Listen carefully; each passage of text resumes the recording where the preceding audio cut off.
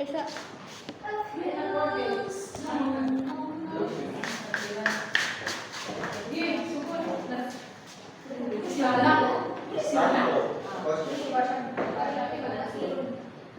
Magandang araw mga bata.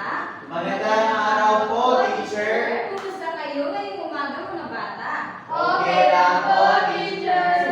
At dahil dyan, pwede ba kayo tumayo para sa ating panalangin? Sa mga Katoliko, gawin ang tanda ng krus. Sa ngalan ng Ama, ng Anak, ng Espiritu Santo. Amen.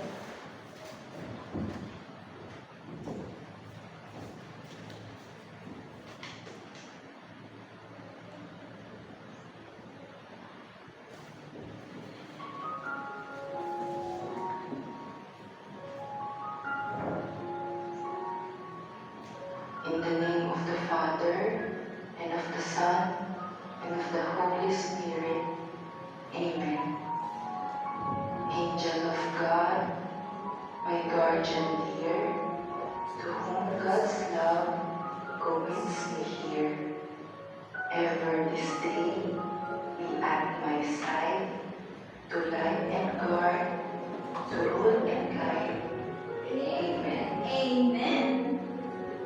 Alright, so magandang umaga again mga bata. Magandang umaga po, teacher.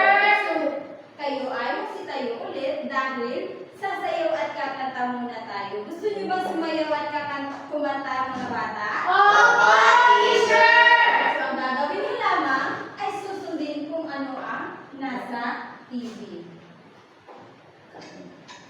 Oh, I'm a gummy Go, bear. Heidi! Yes, I'm a gummy bear. Oh, I'm a yummy, tummy, funny, lucky gummy bear. I'm a jelly bear, 'cause I'm a gummy bear.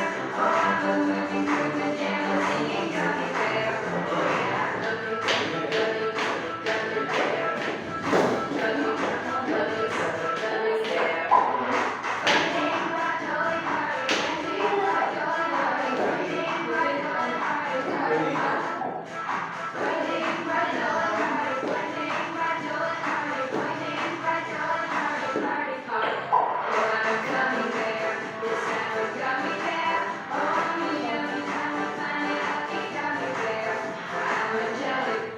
Alright, so are you now energized class? Yes, teacher. So bago magsiupo, pakipulot muna ang mga basura na makikita natin sa sahig at ihanay ng maayos ang mga upuan. Sa pagbilang ko ng 1, 2, 3, maaari na kayong umupo. So ngayon mga bata, upang malaman ko kung sino ang lumiban sa klase, ay mag-check muna ako ng attendance. So kapag tinawag ko ang inyong mga pangalan, ang sasabihin nyo lamang ay, "Hooray, teacher!" Ano nga ulit ang sasabihin, Heidi? Hooray! Hooray, teacher! Ang dapat mong sabihin kapag tinatawag ang iyong pangalan. Okay. Now, nandito ba si John Hazel? Hooray, teacher! Bakol po. Hooray, teacher. AJ? Hooray, teacher! April? Hooray, teacher! At si Heidi nandito ba? Yes. Hooray, teacher! Magaling, masaya ako dahil walang lumiban sa klase. At dahil dyan mga bata, bigyan ninyo ang inyong mga sarili ng masigabong palakpakan. Woo! So ngayon mga bata, noong nakaraang hagpo, ang ating hinalakay ay patungkol sa pangalan. Ano nga ba ang pangalan? Yes, April? Ang pangalan ng ay tumutukoy sa pangalan ng hayop, bahay, lugar, tao, at pangyayari. Magaling, bigyan natin si April ng isang bagsak. Sa isang bagsak. Magaling. So ngayon mga bata, mayroon tayong babasaking kwento.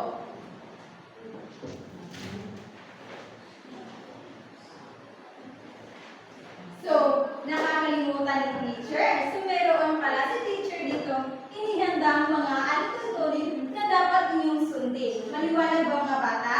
Opo, teacher. Ang unang alituntunin ay Makinig! gusto ko na makinig kayo ng maigi sa akin kapag si teacher ang nagsasalita dito sa harap o kundi yung kayo ay makinig! Magaling. At ang ating pangalawang alituntunin ay Itaas ang kamay! Okay, so maaari ko bang makita ang inyong kanang kamay? Magaling. So dapat itaas ang inyong kanang kamay kapag kayo ay may katanungan ni teacher or gusto nyo lumabas. Naintindihan ba mga bata? Opo, teacher! At ang panghuling alituntunin ay Makipagtulungan! makipagtulungan. Gusto ko na dapat kayo ay magtulungan dahil mamaya mayroong mga aktibidad na ibibigay si teacher sa inyo. Maliwanag ba mga bata? Opo, teacher! Kaya niyo ba itong sundin ang mga alituntunin mga bata? Opo, teacher! Magaling. At ngayon mga bata ay mayroon tayong babasahin maliit na kwento. Basahin ang sabay-sabay. School break! Sa panahon ng bakasyon, nagpasya si Mario na dalawin ang pinsan niyang si Dayan sa Las Nieves, Aguas del Norte.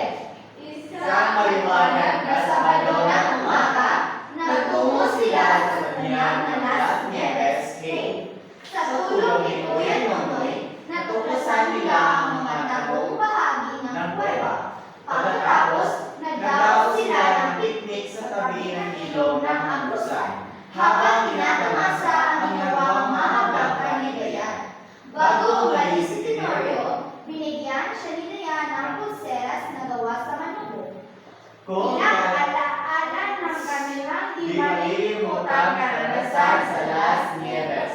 So naintindihan niyo ba ang ating maliit na kwento, class? So ngayon mga bata, mayroon akong isasalunggutit sa kwento. Dahil mamaya magtatanong ako patungkol dito.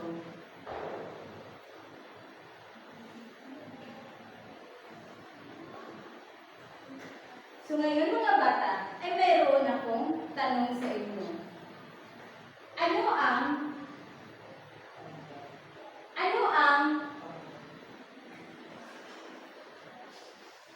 Ano ang inyong napapansin sa aking sinalunggutan ng mga word?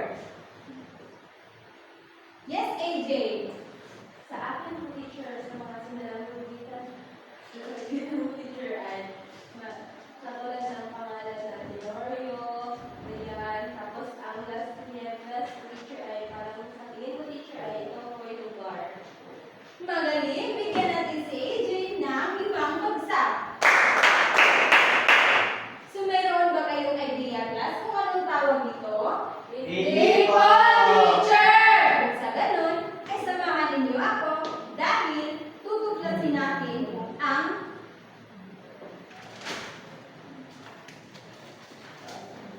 pangalang pantangin. Basahin na sabay-sabay. Pangalang pantangin! Basahin ulit. Pangalang pantangin! Magaling, sumakinig kayo ng mabuti dahil sa katapusan ng ating talakayin, kayo ay inaasahang makamit ang mga layunin. Maaaring basahin ng sabay-sabay. Matutukoy ang mga tiyak na pangalan sa isang pangungusap. magkilala at Ang mga tiyak na pangalan bilang pangalan ng tao, lugar, bagay o kaisipan at maipapakita ang pagpapahalaga sa kalagayan at paggamit ng mga tiyak na pangalan sa araw-araw na buhay. So, naiintindihan niyo ba ang mga layunin, class? Opo, teacher! So, ngayon mga bata, dumako tayo sa mga gawain. So, ang unang gawain ay, upang malaman ninyo kung ano ang inyong gagawin, basahin muna natin ang panuto. Panuto! may Larawan sa loob ng taon. Tawag ng anim na mag-aaral upang bumunot ng larawan. Ipikit ito sa kung anong uri ng pangalan kung saan ito naayon. Tao, bagay, hayop, o lugar. Okay, so tatawag ako ng anim na mga mag-aaral. Pwede na kayong pumila dito. Ako.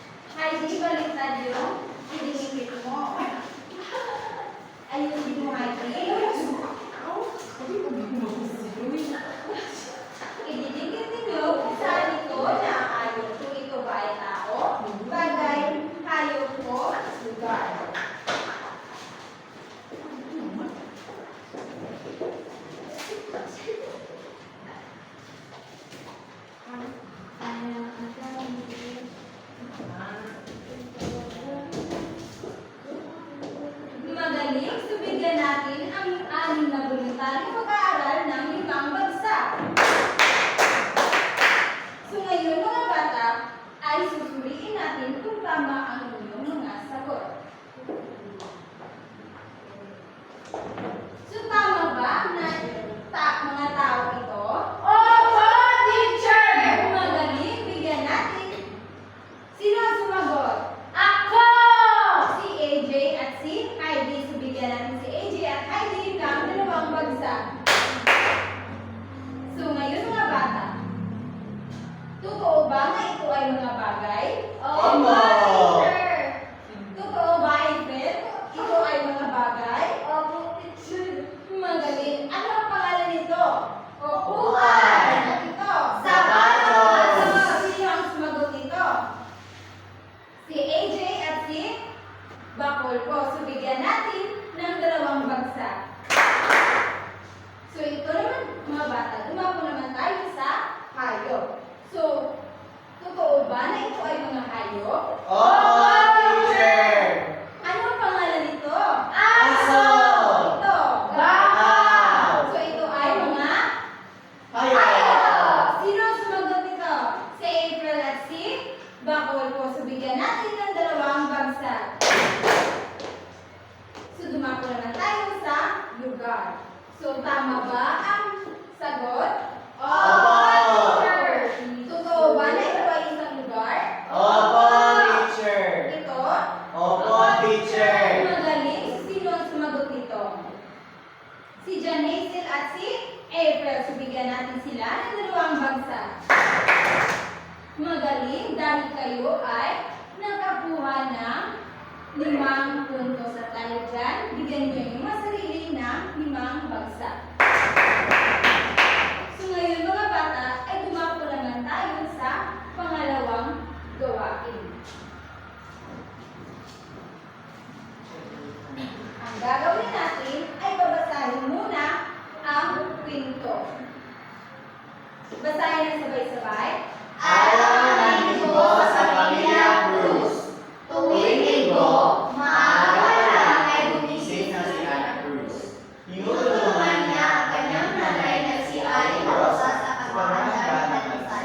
Kasama nila ang kanyang kapatid na si Marco. Pagkatapos kumain, pumunta silang mag-ama sa simbahan ng San Isidro upang magsimba. Pagkatapos ng misa, dumadaan sila sa Luneta Park upang maglaro at kumain ng sorbetes. Talagang sila ang linggo para sa pamilyang Cruz.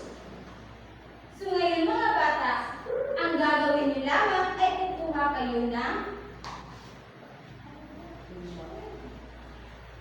kukuha kayo ng isang pirasong papel at saka ballpen. Ang gagawin niyo lamang ay tukuyin ang mga pangalang pantani na nasa kwento. Maaari na kayong mag-start. Maaari na kayong magsimula mga bata. Marako, teacher! Anda, teacher. Tapos na ba mga bata? Opo, teacher! So, ngayon mga bata, ay susuriin natin kung ano ang mga pangalang pantangin na makikita natin sa kwento. So, una, ano ang makikita natin?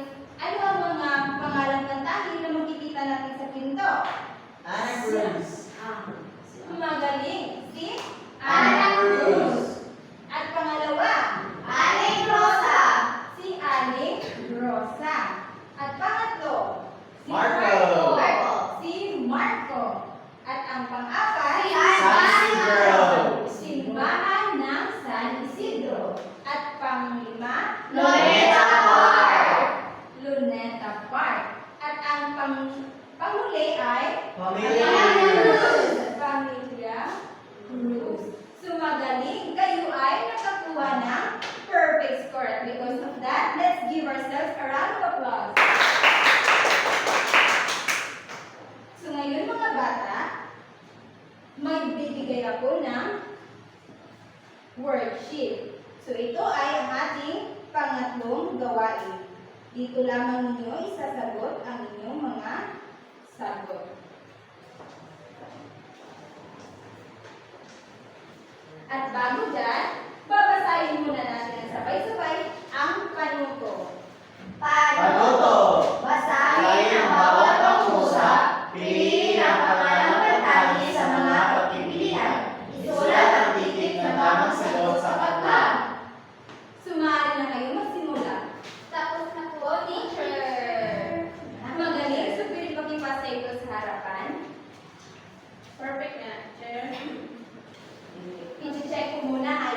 tama ba ang inyong mga sagot? Magaling! Kayo ay perfect! At dahil dyan, bigyan niyo yung mga sarili ng 5 bagsak. So ngayon mga bata, mayroon ba kayong idea kung ano ang pangalang pantangi? Kung wala, si teacher ay may ihanda dito kung ano ang pangalang pantangi.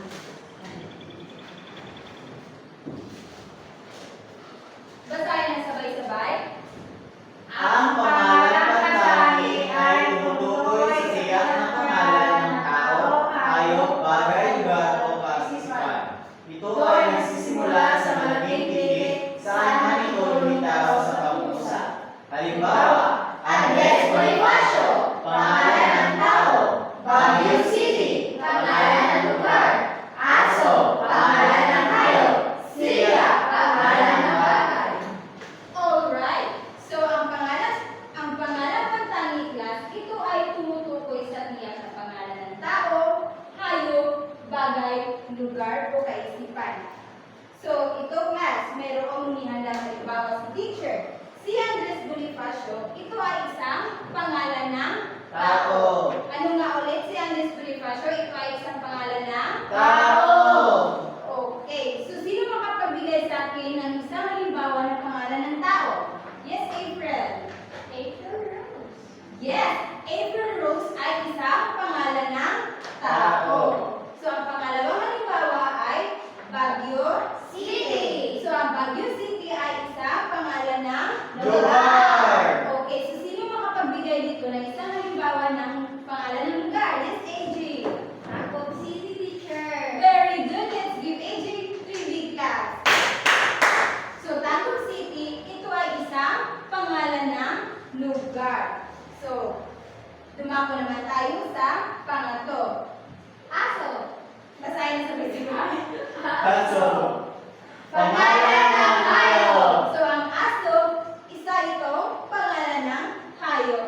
So, si Bakul po ba ay makapagbigay ng isang halimbawa ng pangalan ng hayop? Pangalan ng hayop, Sharinay. Magaling! So, bigyan natin ng isang bagsak si Bakul po. At panghuli naman ay Silya. pangalan ng bagay. So, ang Silya ay isa itong pangalan ng bagay. So, sino makapagbigay dito ng isang halimbawa ng pangalan ng bagay?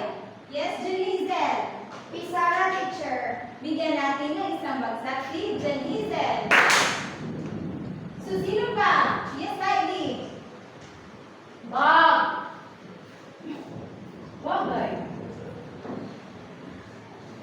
So, bag. Ang bagay isa itong pangalan ng bagay. Pangalan ng bagay. So, ang Isara at bag, isa ito pangalan ng bagay. So, naintindihan niyo ba, class? Kung ano ang pangalan ng tangi? Oo, teacher. Magaling. So, meron ba kayo mga katanungan tungkol sa ating tinalakay mga bata? Wag po, teacher. At dahil dyan, si teacher ay magtatanong. Sino makapagsabi kung ano ang tinalakay natin ngayong umaga? Yes, AJ. Ang tinalakay natin ngayong umaga, teacher, ay pangalang pantangi. Very good. So, bigyan natin si AJ ng 5 bagsak. So, ngayon mga bata, sino ang makapagbigay ng mga pangalang pantangi? Isang halimbawa ng pangalang pantangi. April. Giselle. So, saan naaayon ang pangalang Giselle? Pangalan ng tao, teacher. Very good. Bigyan natin si April ng isang bagsak. So, Bakul po, mayroon ka bang idea kung ano ang pangalang pantangi? Teacher, ang pangalan pantangi po ay tumutukoy ito sa tiyak na pangalan ng tao, hayop, bagay, lugar o kaisipan. Magaling. Bigyan natin si Bakul po ng 2 bagsak. So, ngayon mga bata, Meron ako isang importanteng katanungan. So bakit mahalaga gamitin ang mga tiyak na mga pangalan kapag nakipag-usap tayo? Bakit nga ba ito mahalaga, class? Bakit nga ba ito mahalagang gamitin ang mga tiyak na mga pangalan kapag nakipag-usap tayo? Yes, AJ. Para sa akin po, teacher, bakit mahalaga na teacher? Bakit mahalaga ang gamitin ang mga pangalan, ang mga tiyak na pangalan sa pakikipag-usap? Para sa akin po, teacher, bakit po mahalaga na gamitin ang pangalan sa pangungusap teacher? Para sa akin po, teacher, ito ay mahalaga ng teacher dahil ito ay natutukoy. Kung pangalan ng teacher is matutukoy natin siya yung tao. Sa lugar naman po, teacher, matutukoy natin sa lugar at sa mga hayop or bagay na ating nalaman dito sa lugar. Magaling! Bigyan natin si AJ ng 5 bagsak! So, gusto ko ang idea ni AJ dahil ang pangalan pagtangi ay mahalagang gamitin ang mga tiyak na pangalan upang maging malinaw kapag tayo ay nakikipag-usap. Kung sino ang ating tinutukoy, kung saan tayo pumunta sa ibang lugar, kung anong bagay ang ating bibilhin, o kung ano ang mga hayop na makikita natin sa paligid. So, mahalaga itong gamitin upang malinaw ito sa lahat. So, maliwanag ba mga bata? Opo, teacher. So, wala na ba kayong ibang katanungan? Wala na po, teacher. At dahil dyan, mayroon tayong activity. So, ang gagawin nyo lamang ay basahin muna natin ang mechanics. Hatiin ang klase sa dalawang grupo. Ipapakita ng guro ang mga larawan sa pisara o sa flashcards. Kapag nakita ng grupo ang pangalan ng tani, paunahang itaas nila ang kanilang colored flag at sabihin kung ito ay tao, bagay, lugar, at hayop at mga pangalan dito. Ang mga grupo makakasagot ng tama ay makukuha ng isang puntos. Sumali na ba sa inyo ang mechanics class? Opo, teacher. Yes, AJ? Mahal po mga labas, teacher. Okay, AJ. Babalik ka agad, AJ, ha? Opo, teacher. Sa magaling, kayo ay nakakuha ng perfect score at nakikita ko sa lahat na kayo ay nagipagtulungan sa inyong mga kabrupo at dahil dyan, bigyan ninyo yung mga sarili na masigabong palakpakan. At ngayon mga bata, upang matitest ko ang inyong upang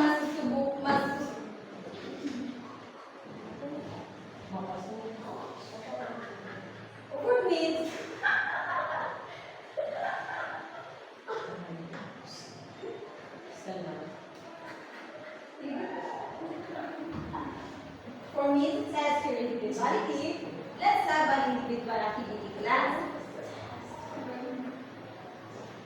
Nakalimutan ni teacher kung nasaan kayo yun. So ito class, magbibigay lang muna ako sa inyo ng worksheet at dito kayo sasagot. Dito ninyo ilalagay. Ay,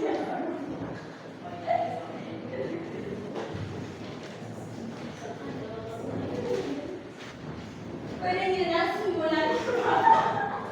Tapos na po, teacher! Tapos na po, ang galing. At pakipasa ito sa harapan.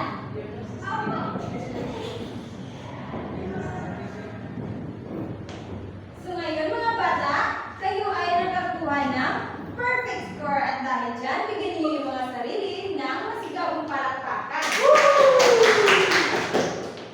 At bago tayo umuwi, meron muna akong ibibigay sa inyo ng takdang aralin. Dapat ito ay sagutan ninyo sa bahay, hindi sa paaralan. At bago dyan, basahin muna natin ang panuto.